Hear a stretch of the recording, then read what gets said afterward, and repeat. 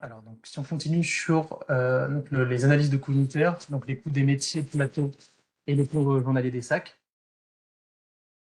Donc, dans un premier temps, l'analyse des métiers de RR. Donc, on va avoir toute une série de tableaux, donc les tableaux 8, qui vont permettre de mettre en lien le codage, minutage, taux d'activité et coût horaire, donc plus précisément pour le TDC 8.5. Il va faire ressortir les taux d'activité théoriques des différents métiers de RR. Donc, pour rappel, le taux d'activité est calculé à partir des nombres de minutes de l'onglet 1DA converti en heures, divisé par le nombre de TPR fois 1607. Donc on va avoir,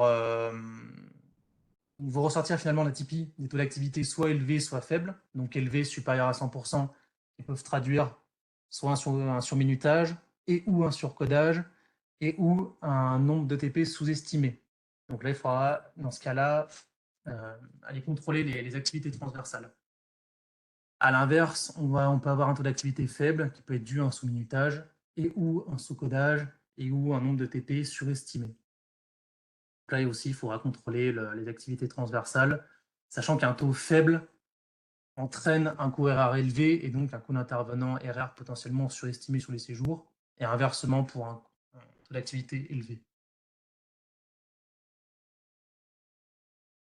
Là, on a un exemple donc sur le TDC 8.1, le coût horaire par SAMT métier.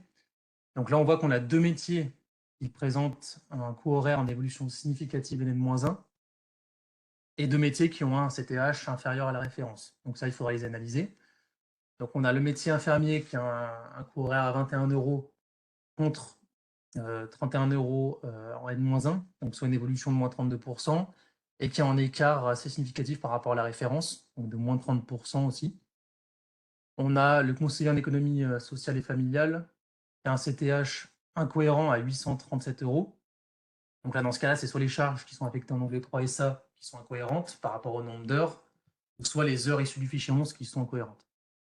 Et enfin, le kiné qui a un CTH à 29 euros, donc plutôt stable par rapport à l'an dernier, mais par contre assez faible par rapport à la référence à 37 euros. Donc là, il faut vraiment arriver à mettre en lien ce tableau-là, le 8.1 sur les coûts horaires, avec justement le 8.5 sur les taux d'activité. Parce que très souvent, un CTH qui sera en évolution en N-1 ou en écart par rapport à la référence sera la plupart du temps expliqué par une problématique de taux d'activité finalement, taux faible ou élevé. Donc là, si on prend l'exemple du métier infirmier, on voit que donc il y avait un CTH faible en diminution et faible. On voit que le taux d'activité est bon, donc il est quasiment à 100%. À 90 si on prend en compte les 6400 euros de PS externe.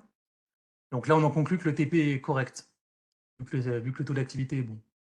Par contre, on voit que le ratio de l'intervenant est faible.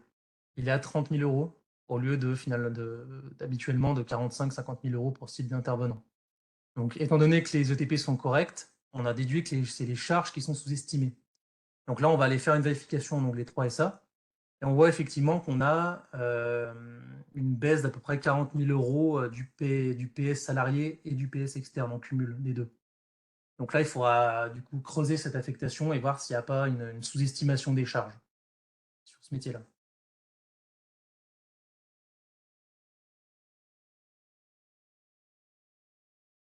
Donc, deuxième exemple sur le métier CESF. Donc là, on avait vu donc précédemment que le CTH était très élevé sur ce métier. On voit là encore une fois que le taux d'activité est cohérent à 93%, avec un nombre de TP affectés qui semble donc cohérent de 0,02. Par contre, on voit que le ratio est à plus d'1 million d'euros, donc ce qui n'est pas normal.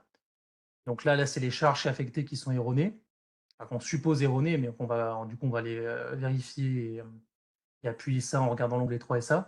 On voit effectivement qu'on a une augmentation de 22 000 euros des charges par rapport à l'an dernier. Et en fait, on a 24 000 euros de charges de PA ventilées pour seulement une trentaine d'heures déclarées en fichier 11 et en onglet 1DA, donc ce qui est vraiment anormal. Donc là, il va falloir effectuer une correction en onglet 3SA pardon, sur ce métier. Et enfin, pour notre métier kiné, donc là, on voit que donc il avait un CTH qui était cohérent par rapport à l'an dernier, mais un petit peu plus faible que la référence, ce qui est lié du coup au taux d'activité élevé. Là, on a un taux d'activité de 115%, mais un ratio cohérent de 52 000 euros. Donc là, on va être amené à poser la question, est-ce que c'est un surcodage ou un surminutage? Donc si oui, là, il faudra analyser donc, directement sur le terrain avec les intervenants concernés, d'où peut venir la problématique. Ou alors ça peut venir d'une affectation des ETP sous-estimée par rapport au minutage. Une erreur des ETP et charges, soit un retraitement des activités transversales erronées, il y a peut-être eu trop de retraitement et donc potentiellement pas assez de charges d'ETP sur le métier.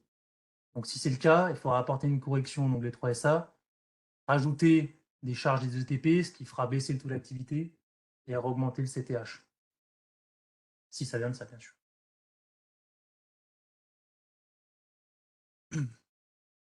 Ensuite, donc quelques exemples de coûts horaires, d'analyse de coûts horaires des plateaux. Donc les plateaux, c'est tout ce qui relève de la planche 7, donc des tableaux 7. Donc on a le tableau 7.1, donc l'évolution du coût horaire par SA unité plateau. Donc on voit que ici tous les plateaux sont atypiques. Donc 3 sont atypiques de CTH par rapport à N-1 et les 4 sont atypiques par rapport à la référence. Notamment le plateau cuisine éducative, qui a un coût à 90 € contre 7,56 pour la référence. Donc ici, on voit que le volume d'heures est très faible, seulement 11 heures. Donc ce tableau-là va ressortir en atypie aussi dans le fichier d'atypie. Donc là, il va falloir l'expliquer et ou éventuellement corriger la localisation des actes. Donc on voit qu'on a seulement, voilà, seulement 11 heures avec à peu près 1000 € de charge de PA de nettoyage ventilé sur ce plateau. Donc là, il faudra vraiment expliquer la faible utilisation du plateau, en fait.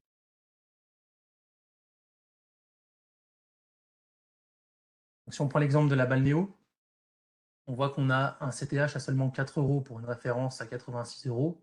L'an dernier, le CTH était plus cohérent à 113 €. Donc là, on a une diminution d'activité de 82% pour une diminution des charges de 99%. Donc là, dans un cas comme celui-là, on va aller vérifier en onglet 3SA les charges ventilées sur le plateau et d'où provient la baisse des charges. Donc là, on voit qu'on n'a plus du tout de charges hôtelières ventilées, donc les comptes 606.11, 606.13 et 606.12, et qu'on a également plus de location immobilière. Donc ça, ces charges sont vraiment obligatoires pour le plateau balnéo. Donc là, il faudra compléter l'onglet 3SA. Il faudra corriger l'onglet 3SA dans ce cas-là. Il faudra aussi également expliquer, une fois la correction apportée sur l'onglet 3SA, pourquoi le nombre d'heures diminue autant, donc de moins 82%. Est-ce qu'il y a eu réellement une sous-utilisation du plateau, peut-être liée à la crise sanitaire? Est-ce qu'il y a une problématique de codage des actes au PMSI? Ou alors est-ce qu'il y a une problématique de localisation des actes qui n'est pas exhaustive dans le fichier 11? Donc là, vous avez le TDC 2.10.3 qui permet de vérifier la localisation des actes en fichier 11, notamment sur la balnéo. Donc là, on voit que 100% des actes codés au PMSI avec un code modulateur QM ont été déclarés sur le bon plateau dans le fichier 11.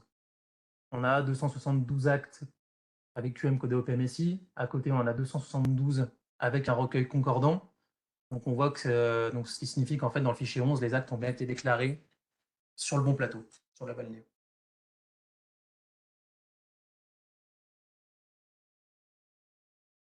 Alors ensuite, on a du coup des analyses de coûts journaliers des sacs, avec du coup là ce qui correspond à la planche de TDC 5, donc des sacs, et notamment le tableau 5.1.1, donc l'évolution du coût journalier NN-1. Donc là, on a du coup ma petite question, est-ce que vous avez des idées de comment analyser les atypies de coûts par rapport à N-1? Donc d'où peuvent provenir ces atypies et dans quels onglets d'Arcane, voire dans quel TDC vous pouvez trouver des éléments de réponse?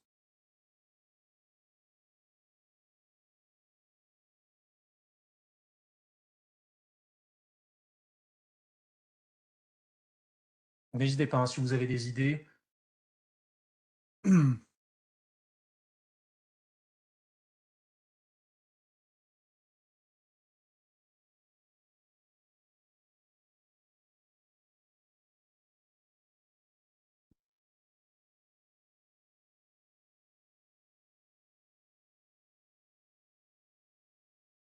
Si vous souhaitez prendre la parole, on peut vous ouvrir au micro. Levez la main. Oui, Vous c'est mettez peut-être un plus simple. message.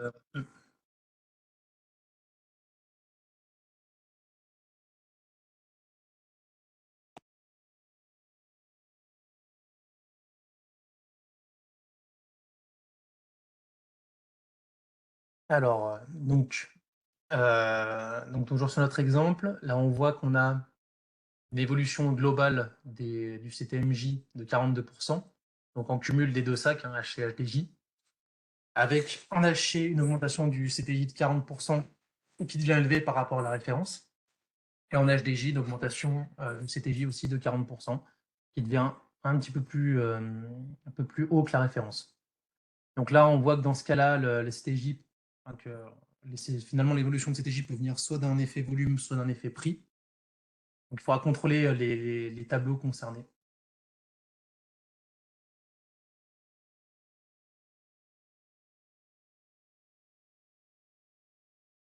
Donc on va avoir le tableau 5.2 qui permet de voir l'évolution de l'activité NN-1. Donc là, on voit que sur la SAC poly-HC, on a une baisse des journées de moins 30%. On n'a pas d'évolution significative de DMS, mais on voit que l'évolution des journées, du coup, impacte le taux d'occupation. Donc il baisse aussi de moins 30%.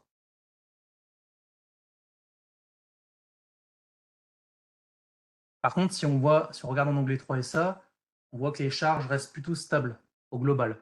Donc on a moins 11 000 €, moins 2%, avec des baisses notamment sur PM, PA, etc. Par contre, à l'inverse, on a une augmentation des charges de PS, donc plus 40 000 € en cumul intérim et salariés. Donc on a une hausse finalement assez significative des PS pour une baisse des journées de moins 30%. Donc là, il va falloir investiguer et fournir des éléments de réponse pour expliquer la non-corrélation des deux finalement. Donc là, vous pouvez voir en fait dans la navette directement, donc là un outil qui a été créé par Exco, du coup, un double clic qui se fait sur les tableaux 5.1.1. Vous avez aussi le même principe sur les SAMT, sur les LGG, etc.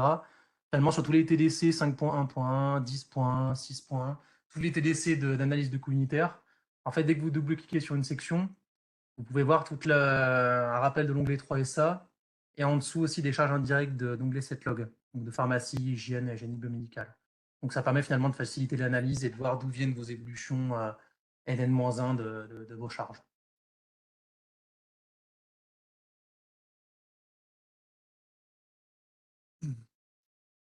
Donc là, on peut identifier entre NN-1 donc par rapport à la référence tous les écarts dans les TDC 5.4, donc toute la décomposition de coûts finalement. Et on peut rechercher là en fait finalement la cause des évolutions NN-1 et puis tous les écarts par rapport à la référence finalement en coût par jour des différentes charges de personnel, médical, etc., mais aussi en poids de charge. Donc ça va vous permettre d'avoir des éléments de réponse pour analyser vos atypies de coûts journaliers.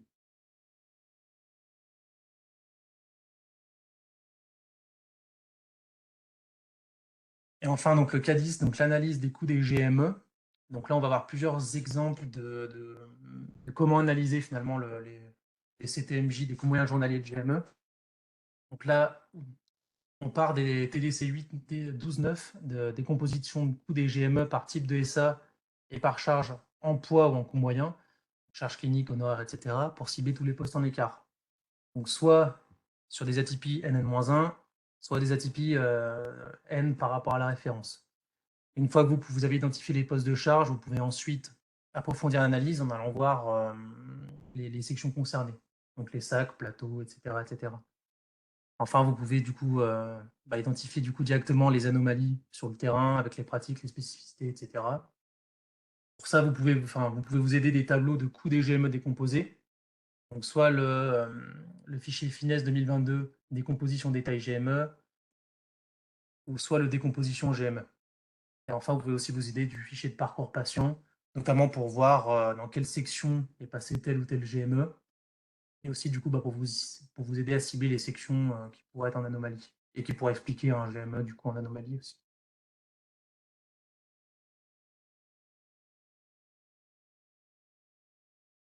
Là, un exemple d'utilisation du fichier de parcours patient. Donc là, ce fichier-là, il permet de connaître donc, le parcours de chaque GME sur les sacs cliniques et médico-techniques. On a le nombre total de séjours qui passe par une SA.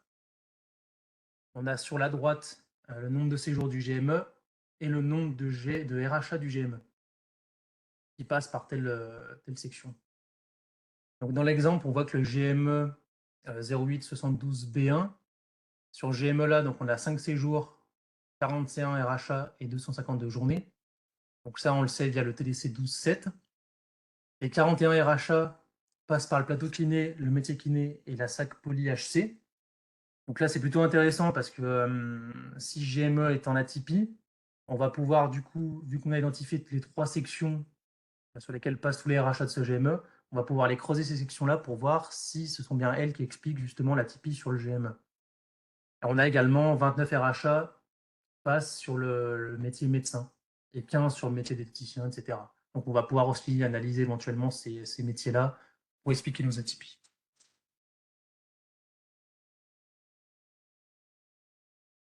Alors un deuxième exemple, alors, je ne sais pas si vous voyez très bien, c'est que c'est peut-être un peu petit, mais on a un CTMJ du GME 01 15 à 0 qui est en évolution par rapport à N-1 de 106,31 €. Donc, est-ce que vous avez des idées d'analyse? Comment est-ce que vous procéderiez pour creuser cette évolution en N-1 finalement?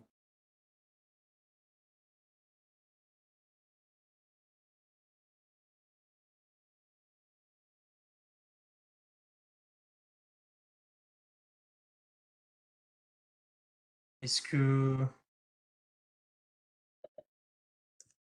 Là, déjà, dans ce tableau, on voit que en valeur, l'évolution du coût brut moyen entre 2021 et 2020, là, eh bien, c'est 106 € et que ça se décompose, on le voit bien, surtout sur les charges cliniques pour 75 € sur les 106. C'est déjà un gros morceau. Et que l'autre catégorie de charges sur lequel porte l'écart, eh ben c'est les LGG pour 31 €. Donc du coup là, qu'est-ce que vous pourriez rechercher au niveau du terrain aussi, hein, pour essayer de creuser ça. Sachant que là, il n'y a pas de durée de séjour, hein, enfin, en tout cas, c'est un GME d'hospice de jour.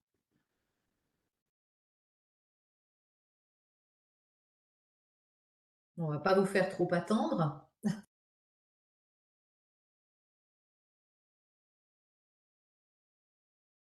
Alors, donc là, effectivement, donc là, finalement, les postes en écart, les postes qui expliquent l'évolution d'N-1 du coût moyen journalier, donc c'est bien les charges cliniques et les charges de LGG. Donc là, on va utiliser le tableau 12.6 pour voir du coup dans quel sac passe ce GME.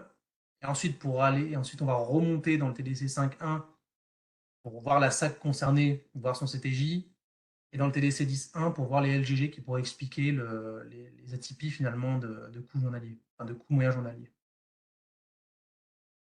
Donc là, le TDC 12.6, donc là, on voit que le GME 01 15 à 0 passe par la première SAC, donc la SAC neuro pédiatrie HP.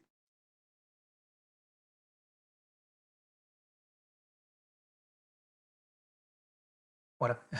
Donc là, on voit que ça passe bien par cette SAC-là. Donc là, on va pouvoir remonter dans le TDC 5.1 pour aller cibler cette SAC neuro pédiatrie HDJ. Donc là, pour rappel, les charges cliniques augmentent de 75 €. Donc, et ça provient en fait finalement de l'augmentation des charges cliniques de la SAC neuropédiatrie HDJ, donc comme on a vu juste avant, de 37%. Donc là, on voit voilà, que le CTJ de cette SAC augmente fortement. Donc, il va falloir analyser ça parce que ça conduit à un fort impact sur le coût du GME.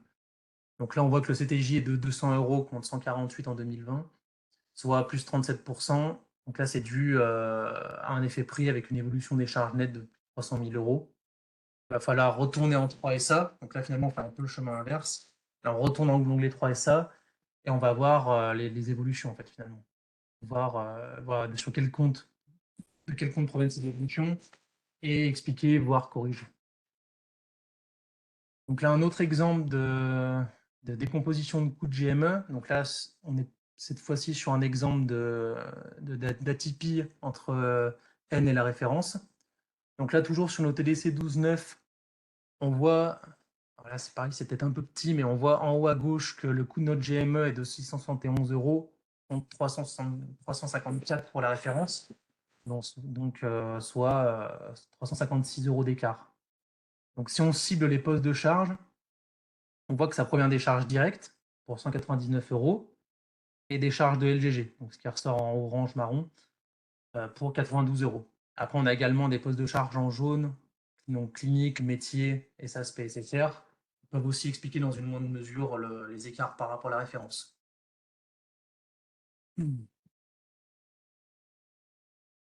Là, on a un exemple de fichier d'atypie, donc rempli par l'établissement, parce que du coup, sur ce GML, donc, dans cet exemple-là, le GML est ressorti en atypie sur le fichier. Donc là, l'établissement devra apporter une explication. Donc là, on a vu précédemment qu'on avait 5 postes qui étaient ciblés en écart par rapport à la référence. L'établissement n'a expliqué qu'un seul, donc finalement sur le matériel médical.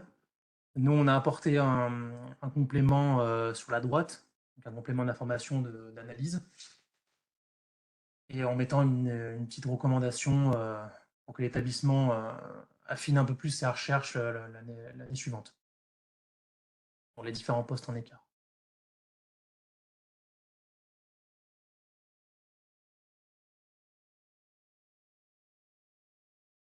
Donc là, au niveau des atypies, donc des fichiers d'atypie, donc ça va donc les GME, finalement, c'est sur les 20 GME principaux que peuvent ressortir les atypies. Donc ça va être des atypies par rapport à N-1 ou par rapport à la référence ENC. Sachant que cette année, le référentiel ENC N-1 était remplacé par la référence ENC. Donc les bornes ne sont plus tout à fait les mêmes. Donc il s'agit d'une moyenne des coûts bruts 2021. Donc on a une référence par statut d'établissement et par GME. Donc seuls les GME de plus de 30 RHA sont pris en compte. Et enfin, on n'a plus de notion d'indicateur de fiabilité, donc comme on avait avant, comme mauvais, bon, etc. On n'a plus d'indicateur. Par contre, on aura une surbrillance en orange quand on aura un nombre d'observations qui sera assez faible, donc inférieur ou égal à 3 établissements. Donc dès que vous avez des atypies qui ressortent dans le fichier, il faudra donc les analyser comme on a vu dans l'exemple juste avant, de manière approfondie.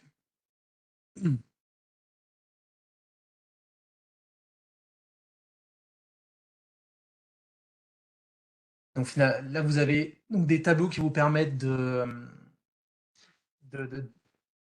finalement de voir détailler vos analyses, de cibler vraiment les écarts et d'approfondir les analyses que vous faites sur les GME.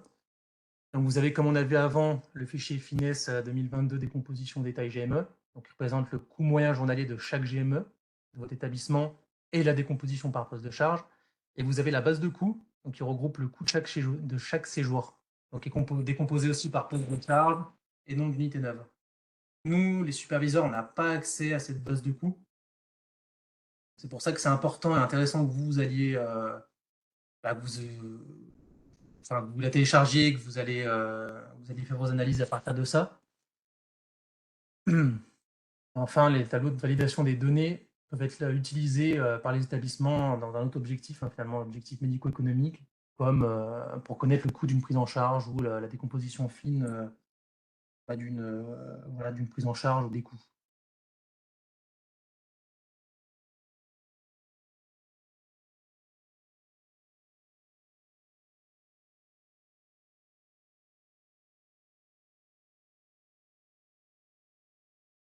Là, un exemple d'utilisation justement du fichier décomposition détail GME.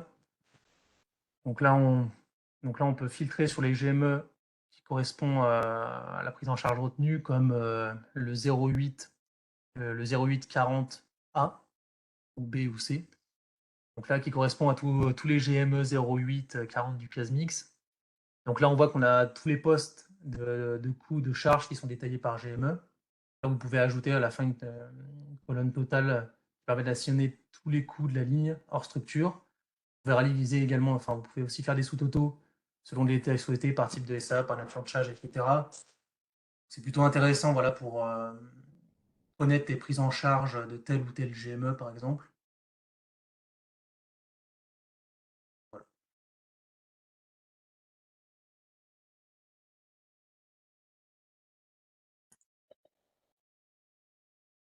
si vous avez des questions ou des remarques sur cette présentation, sur